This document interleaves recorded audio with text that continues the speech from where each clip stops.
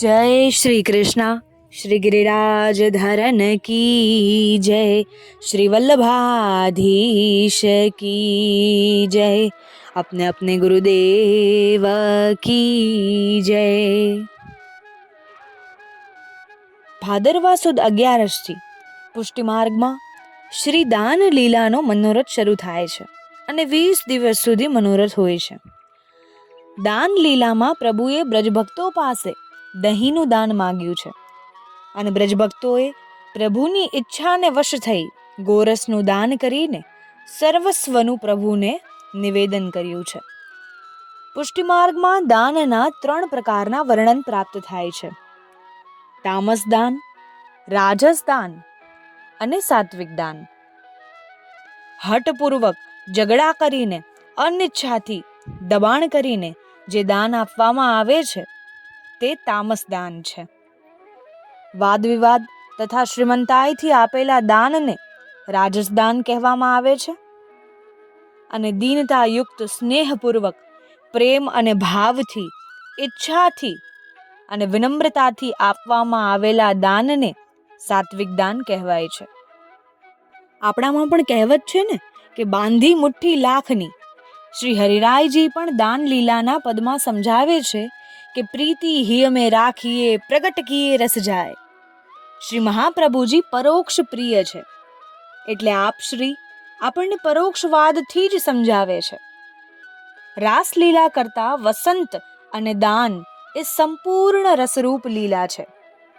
ઉપરાંત તેમાં ઉચ્છલિત રસ હોવાથી રસ છલકાઈ ન જાય, તેથી શ્રી મહાપ્રભુજીએ દાન લીલા પરોક્ષ રીતે સમજાવી છે. દાન લીલા એ રસમયી લીલા છે. પ્રભુ જાતે જ સામે ચાલીને માગીને જીવની સર્વે વસ્તુ પોતે સ્વ ઈચ્છાએ ઉપભોગ કરવા ઈચ્છે છે એમ શ્રી મહાપ્રભુજીએ આપણને સમજાવ્યું છે. જીવની રતિ પ્રીતિ ભગવત કાર્યમાં થાય અને તેવી પ્રીતિ હૃદયારૂઢ થાય તેમજ ભગવત સ્વરૂપમાં રતિ થાય તે જ દાન લીલાનું તાત્પર્ય છે. ટૂંકમાં કહીએ તો પ્રભુના ચરણારવિંદમાં રતિ થાય, પ્રીતિ થાય એ જ પ્રભુની લીલાનું તાત્પર્ય. પ્રભુએ દાન લીલામાં દહીંનું જ દાન માગ્યું. એથી એમ સૂચન કર્યું કે દહીં એ સર્વોત્તમ રસ છે અને પ્રભુને ખૂબ પ્રિય છે. બીજા રસ જેવા કે દૂધ, ઘી વગેરે હોવા છતાં રસ ન માન્યા તેનું પણ કંઈ તાત્પર્ય છે. દહીંને આપણા શાસ્ત્રોમાં સુંદર રીતે વર્ણન કર્યું છે. વેદમાં ઇન્દ્રિયો અને બંનેની સરખામણી કરી છે. એકાદશ ઇન્દ્રિયોને દહીંની સાથે સરખાવી છે. યશોદાજી પોતાના ઘરમાં દધી મંથન કરે છે તેવી જ રીતે જીવે પોતાની ઇન્દ્રિયોનું પૂરતી રીતે મંથન કરવું જોઈએ. યશોદાજીને દહીં મથવાનું ફળ માખણ પ્રાપ્ત થાય છે, નવનીત મળે છે. આમ આપણને ઇન્દ્રિયોના મંથનથી ફળ રૂપે ભગવત ગુણગાન પ્રાપ્ત થાય છે, ભગવત પ્રેમ પ્રાપ્ત થાય છે. અને પ્રભુને તો ગૌમાતા ખૂબ પ્રિય છે, તો એમનાથી પ્રાપ્ત દૂધનું દહીં બનાવીએ તો પ્રભુ ખૂબ આનંદથી આરોગે છે. પ્રત્યેક જીવની ઇન્દ્રિયો પ્રભુગામી હોવી જોઈએ અને પ્રભુગામી ઇન્દ્રિયો રહે તે માટે ભગવાને બીજું ન માંગતા દહીંનું જ દાન માંગ્યું. ઇન્દ્રિયોની પ્રવૃત્તિ જોતા તો સંસાર તરફ વળી જાય છે. તે ઇન્દ્રિયોને પોતાના તરફ વાળવા જ ભગવાને દાન લીલા રચી છે. દાન લીલાનો આધ્યાત્મિક અર્થ જોઈએ તો ઇન્દ્રિયોનો લૌકિક વ્યવહાર બંધ કરીને ભગવાનની સન્મુખ કરવી એ જ, અને દાન લીલા ચરિત્રનો આદર્શ પણ એ જ છે. ચીરકાળથી માયા તરફ ખેંચાવાનો જીવનો સ્વભાવ પડી ગયો છે. જીવને આ પદાર્થ તત્વોના સંબંધમાંથી છૂટવું ગમતું જ નથી. તેનો ત્યાગ અને પરિત્યાગ અંતઃકરણથી ઈચ્છતો જ નથી. જીવ ઇન્દ્રિયોના કહેવાતા ભૌતિક સુખમાંથી યત્કિંચિત પણ દૂર થવા માટે ઈચ્છા કરતો નથી. એટલે એકાદશી છે તે બધી ઇન્દ્રિયોને નિરોધ કરાવનાર છે. એટલે ગોપીજનોના મન, વાણી, ઇન્દ્રિયો ભગવત પરાયણ કરવા આજે દાન લીધા છે. શ્રી હરિરાય મહાપ્રભુએ મોટી દાન લીલાના પદો રચીને જીવને ઉપદેશાત્મક વાણીથી બોધ આપેલ છે અને લૌકિક વિષયો તરફ વળેલી અને પરિત્યાગ ન કરતી જીવની ઇન્દ્રિયો અને વૃત્તિઓને રસમય વાણીથી ગોવર્ધનના શિખરથી બૂમ પાડીને બ્રજભક્તોને દાન લેવાના કારણથી ઘેરી લે છે. બહુત દિના તુમ બચ ગઈ કહીને લૌકિક આવરણમાં ઘણા સમયથી ડૂબેલી ઇન્દ્રિયોનો નિર્દોષ કરે છે. દાન લીલાનું પદ આગળ ચાલે છે. ભગવાન દરેક રીતે સમજાવે છે, છતાં ભક્તો કહે છે, યહ માર્ગ હમ નીત ગઈ હો કબહુ સુન્યો નહીં કાન, આજ નહીં યહ હોત હૈ સો માગત ગોરસ દાન. પ્રમાણે ભક્તો લૌકિક રસમાં ડૂબેલા હોય અને ભગવાનને કહે છે કે તમે નવી નવી ચાલ ચાલ્યા છો, આ રસ્તે જતા આવતા દાન આપવાનું કોઈ દિવસ સાંભળ્યું જ નથી અને આપે તો નવી વસ્તુ ઉત્પન્ન કરી છે, તે કેવી રીતે શક્ય બને? કારણ કે આપ તો નંદરાજ કુમાર છો, એટલે આવી રીતે વર્તવું આપને માટે યોગ્ય નથી. અને અમે સ્ત્રીઓ છીએ, એટલે અમારી પાસે માગશો તો લોકોમાં હસી થશે, લોકો હાંસી ઉડાવશે, એટલે અમારી પાસે માંગવું યોગ્ય નથી. પરંતુ પ્રભુને પોતાના જીવોની લોકાગામી પ્રવૃત્તિને પોતાના તરફ જ વાળવી છે અને જીવને પોતાના કરવાના છે અને ભક્ત અને ભગવાન સમાન સ્વરૂપે છે. એટલે જીવને સમજાવે છે કે પોતાનામાંથી જ ઉત્પન્ન કરેલું આ ક્રિયાત્મક જગત છે અને આખું જગત અંશ અને અંશી સ્વરૂપે છે. માટે દાન આપો, યહી હમારો રાજ હૈ, બ્રજમંડલ સબ ઠોર, તુમ હમારી કુમુદની, હમ કમલ વદન કે ભોર. ભગવાન આ પ્રમાણે પદે પદે સમજાવે છે, છતાં ભગવાનના ગૂઢ ભાવને ન સમજતા ગોપીજનો છેવટે કહે છે કે તમે તો કેવા મોટા છો અને તમારી મોટાઈ કેવી છે તે અમો સારી રીતે જાણીએ છીએ. તમે તમારા જ મુખેથી તમારી વડાઈ બહુ કરો છો, પરંતુ અમે તો આપની મોટાઈ ત્યારે જ જાણીએ કે જ્યારે તમે કંસને મારીને પાછા ઘેર આવો, ત્યારે જ અમે આપને મોટા જાણીએ. જ્યારે ગોપીજનોના કડક શબ્દો શ્રવણ કર્યા ત્યારે પ્રભુ બ્રજભક્તોને કહે છે, હે બ્રજભક્તો, તમે મને મથુરા જવાનું અને કંસને મારવાનું કહો છો તો મથુરા જઈશ અને કંસને મારીશ, પરંતુ આ રીતે અહીં રહીશ નહીં. જ્યાં ભગવાનના આવા વચન શ્રવણ કર્યા ત્યાં જ ગોપીજનોના મન અંતઃકરણ સાથે ની સર્વે ઇન્દ્રિયો પ્રભુ તરફ વળી અને તરત જ વિનંતી કરી કે આપને કરવું હોય તે કરો, રંગરેલ કરો, પરંતુ આવું કંઈ બોલશો નહીં અને અમને છોડીને મથુરા જવાનો વિચાર કરશો તો અમે ખૂબ દુઃખી થશું, અમને ખૂબ પીડા થશે. ભગવાનની આ દાન લીલાથી જીવનો સર્વાત્તમ ભાવ સિદ્ધ થાય છે અને જીવની પ્રભુ તરફની પ્રીતિ અને પ્રેમ ભાવ વધે છે.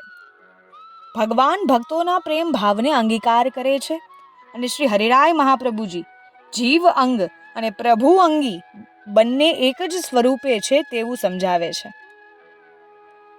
તો આ પ્રમાણે ન્યૂન અને મધ્યમ અધિકારીઓને ભૌતિક અને આધ્યાત્મિક રીતે દાન લીલા સમજાવી, જ્યારે ઉચ્ચ અધિકારીઓ આધિદૈવિક રસાત્મક દ્રષ્ટિથી આ લીલાના દર્શન કરે છે અને તેનો અર્થ પણ જુદો જ કરે છે.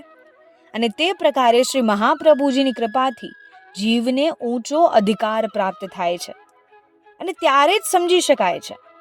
શ્રી હરિરાય પ્રભુની દાન લીલાની એકાદ પંક્તિની રસાત્મક ભાવના શ્રી મહાપ્રભુજીની કૃપાથી પણ વિચારીએ.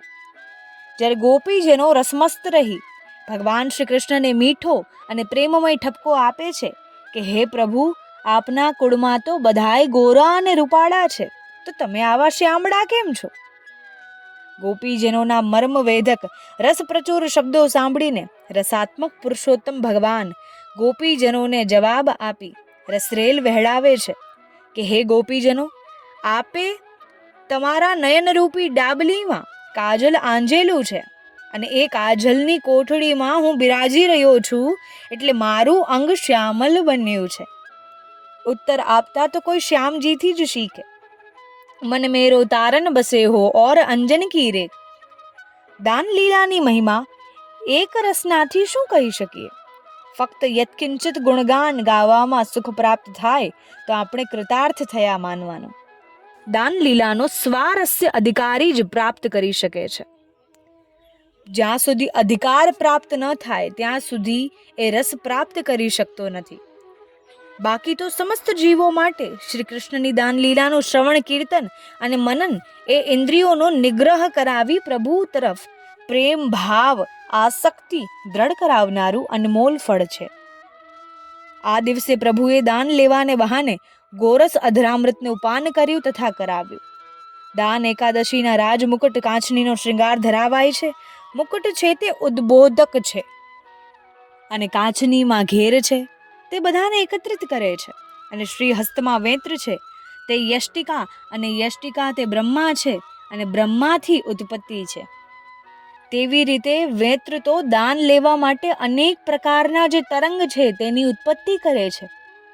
પ્રભુ સુધા સંબંધ વિના અંગીકાર ન કરે, તેથી ગૌઓમાં જે સુધાનું સ્થાપન છે તેનું દાન માંગીને ભક્તના અવયવ દ્વારા અનુભવ માટે દાન લીલા રચી છે. શ્રી ઠાકોરજીએ કરહેલામાં, દાનગઢમાં, ગહેવરવનમાં, દાનઘાટીમાં, કદમખંડીમાં, સુનહેરાની કદમખંડીમાં, સાંકરીખોરમાં દાન લીલાઓ કરી છે.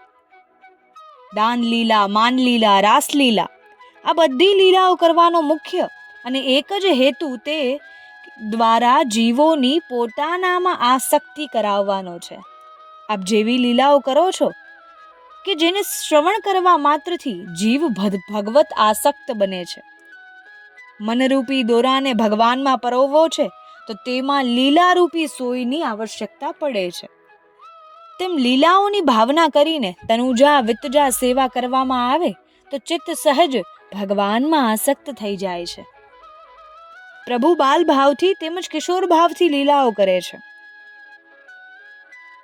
શ્રી ગુસાઈજીએ સંસ્કૃતમાં દાન લીલા ગ્રંથ લખેલો છે. તેમાં દાન લીલાના મુખ્ય નાયિકા શ્રી ચંદ્રાવલીજીને કહેલા છે. સંપ્રદાયમાં શ્રી ચંદ્રાવલીજી દ્વિતીય સ્વામિનીજી તરીકે પ્રસિદ્ધ છે. દાન લીલાની શરૂઆત ભાદરવા સુદ એકાદશીથી થાય અને તે ભાદરવાની અમાસ પર્યંત ચાલે છે. દૂધ એ શ્રી સ્વામિનીજીનું અધરામૃત છે અને દહીં એ શ્રી ચંદ્રાવલીજીનું અધરામૃત છે. તેથી દાન એકાદશીને દિવસે રાજભોગમાં દાનમાં મુખ્ય દહીં ધરાય છે. ગોરસ એટલે શું? પ્રભુને ગોરસ કેમ એટલું પ્રિય છે? ગોરસ એટલે દૂધ, દહીં, માખણ, પણ ગો એટલે ઇન્દ્રિય. તેનો રસ તમારે આપવાનો છે. ગોરસનું તો કારણ છે. દહીં ઉપરનું દાન તો વૃદ્ધા, બાલા તેની પાસેથી જ લેવાનું હોય છે. જેથી દહીં વેચવાના કારણે ઇન્દ્રિયના રસનું દાન આપવા સાંકડી ખોર વગેરે સ્થળે ગોપીજનો પધારે છે.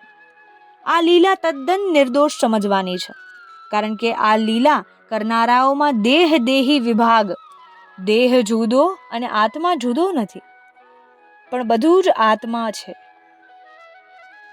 તો પ્રભુને ગોરસ ખૂબ પ્રિય છે અને પ્રભુને ગૌઓ પણ ખૂબ પ્રિય છે. તો ગૌઓથી પ્રાપ્ત દૂધથી જ પ્રભુ માટે દહીં બનાવવું અને આ દાન એકાદશીના શુભ અવસર પર પ્રભુને અવશ્ય દૂધ, દહીં, માખણ, ઘૃતનો ભોગ અરોગાવવો, જેનાથી પ્રભુ ખૂબ પ્રસન્ન થાય છે. ગૌઓની પણ ખૂબ સેવા કરવી. ગૌમાતાની સેવા કરવા માત્રથી પ્રભુની કૃપાની પ્રાપ્તિ થાય છે. અગર પ્રભુની કૃપા પ્રાપ્ત કરવી હોય તો એ જીવ અવશ્ય ગૌસેવા કરવા માટે અધિકારી બને છે. જ્યારે પણ આપણને ગૌસેવાનો અવસર પ્રાપ્ત થાય ત્યારે સમજવું કે આજે પ્રભુએ આપણા પર વિશેષ કૃપા કરી છે કે એમની પ્રિય ગૌઓની સેવા આપણને આપી છે. તો આ જ રીતે ગૌમાતાની સેવા કરતા રહો. ગૌમાતાની સેવા માટે બીજાને પણ પ્રેરિત કરો. જય શ્રી કૃષ્ણ. જય ગિરિરાજ.